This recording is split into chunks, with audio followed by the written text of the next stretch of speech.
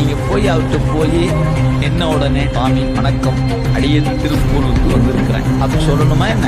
நீங்க போய் நின்னீங்கன்னா அப்படியே அதை ஸ்கேன் பண்ணி வச்சுருவாரு, அது எதுக்கு வந்திருக்கான்னு அவருக்கு தெரியும். அப்ப நீங்க இன்னும் சொல்ல வேண்டியது இல்லையா? ஒன்றுமே சொல்ல வேண்டியது. அப்ப நான் ஏன் சொல்லணும்?